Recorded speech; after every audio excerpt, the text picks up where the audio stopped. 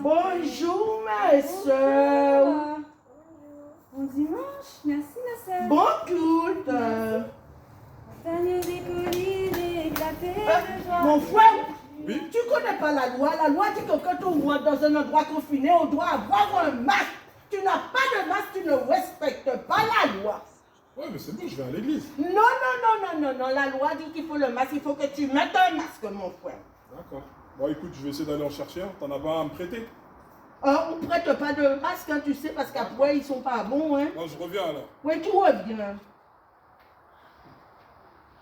Mais il exagère quand même. Depuis le temps qu'on le dit à la télé, dans le journal, qu'il faut un masque et il ne respecte pas. C'est bon? Ah oui, là tu as ton masque, tu peux passer. Oui, tu respectes la loi là maintenant. Bon culte, mon frère. Bon culte à toi, merci. Bon dimanche. Bonjour les enfants. Vous savez qu'aujourd'hui, avec la crise sanitaire, ne pas porter le masque, c'est quelque chose de dangereux. Vous pouvez contaminer ou être contaminé. Et vous savez, c'est une loi qu'on a instaurée. Dieu également a instauré des lois qu'il faut absolument respecter. Et si on ne les respecte pas, c'est le péché.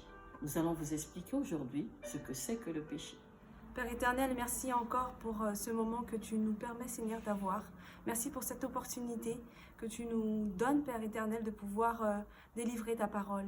Je te demande encore, Saint-Esprit du Dieu vivant, que chaque enfant puisse recevoir ce message. Sois loué, sois honoré, sois glorifié. Dans le puissant nom de ton Fils Jésus-Christ, je t'ai prié. Amen. Amen.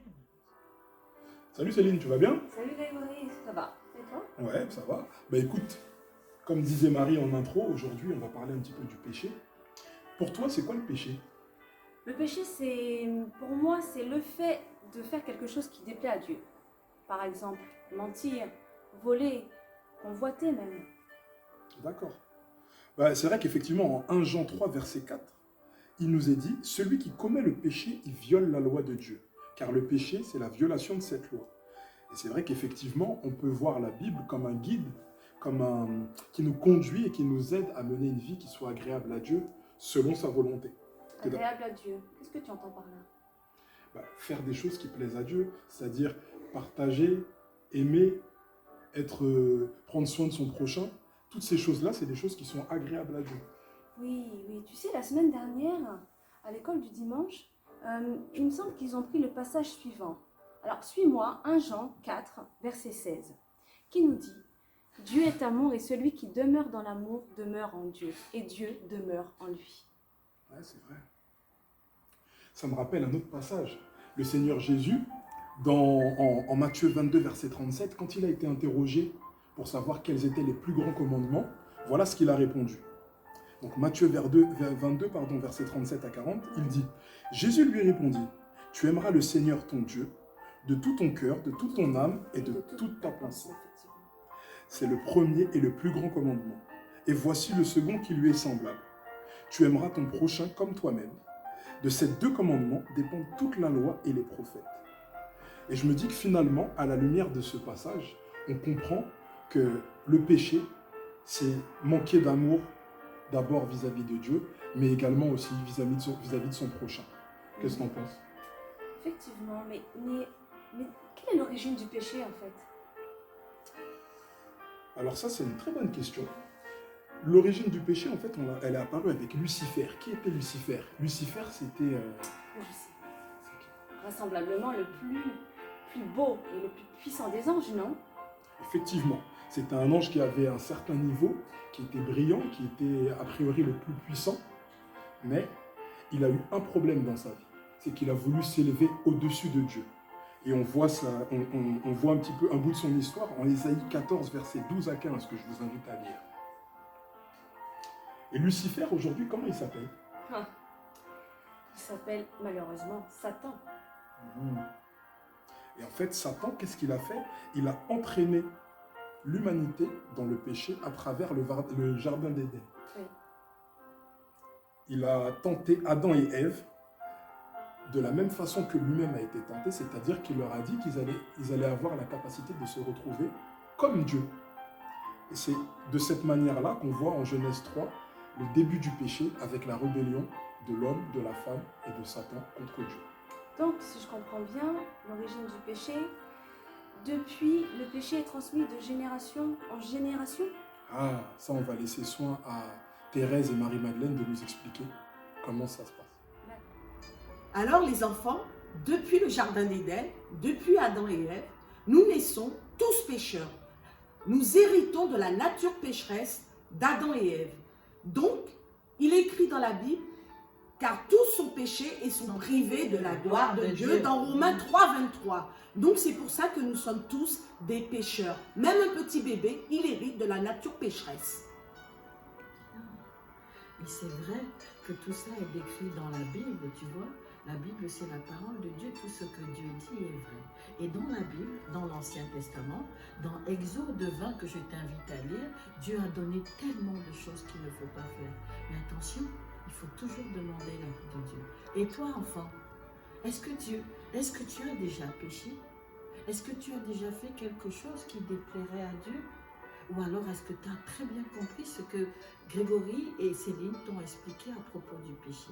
Ils ont dit qu'ils violaient la loi de Dieu.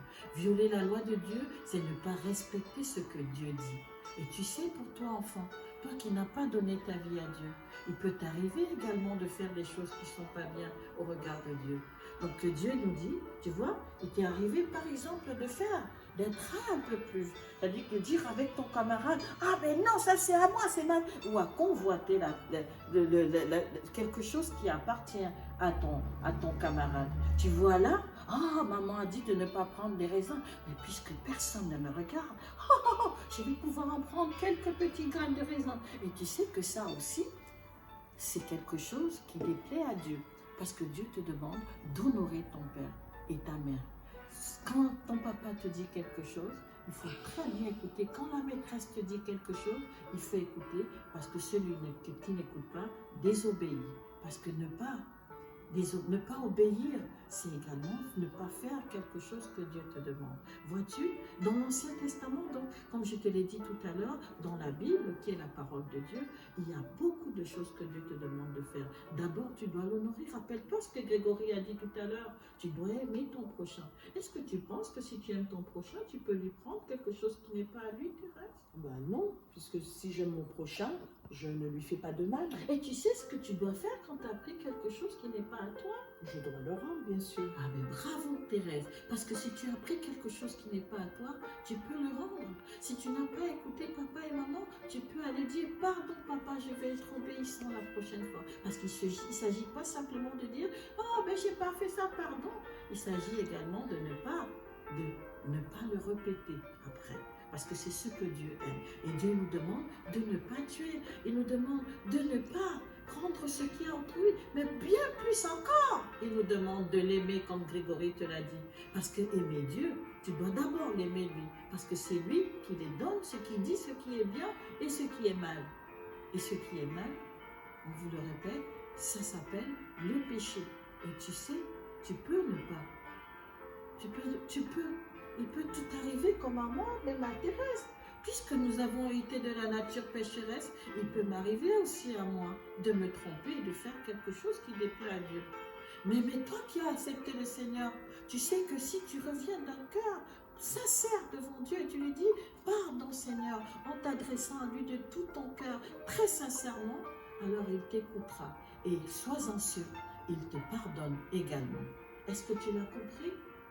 Est-ce que si tu as péché, tu voudrais bien qu'on prie avec toi? Dans ce cas-là, tout à l'heure, quand on aura fini, tu pourras venir avec moi et on priera ensemble pour que Dieu te pardonne. Et sois très certaine, Dieu nous aime tellement beaucoup. Tu te rappelles la semaine dernière, il nous aime tellement beaucoup. Son amour est tellement grand pour nous qu'il veut que toi, tes péchés soient pardonnés et que vraiment tu puisses lui obéir parce que c'est important. Et rappelle-toi, la semaine prochaine, tu verras pourquoi c'est si important de respecter ce que Dieu nous demande de faire.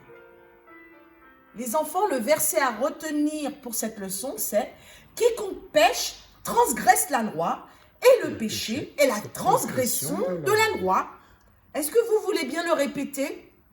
Oui. Oui. Quiconque pêche transgresse la loi, et le péché est la transgression de la loi. 1 Jean 3, 4. Verset 4. Merci Thérèse pour ce passage qu'on va tâcher et qu'on vous invite à tâcher à retenir. À présent, je vous invite à prier. Seigneur Jésus, merci. Merci parce que dans ton amour, Seigneur, tu nous pardonnes. Tu nous pardonnes nos iniquités, tu nous pardonnes nos péchés, tu nous pardonnes nos manquements, Seigneur. Et tu le sais, par nos propres forces, on n'a pas la possibilité de ne pas pécher. Mais dans ton amour, Seigneur, tu as pourvu au sacrifice. Tu as été toi-même, Seigneur Dieu, jusqu'à donner ta vie pour nous, pour que justement nous puissions paraître devant Dieu, saints et sans tache. Merci parce que par ta parole, Seigneur, tu nous guides, tu nous montres la voie à suivre pour t'être agréable, Seigneur, et je te demande vraiment de nous aider jour après jour à marcher dans tes voies et à te rester fidèle. Merci pour ton amour qui rejaillit dans nos cœurs, Seigneur. Aide-nous à aimer nos prochains, comme toi tu nous aimes, Seigneur Dieu, et comme tu nous appelles à aimer.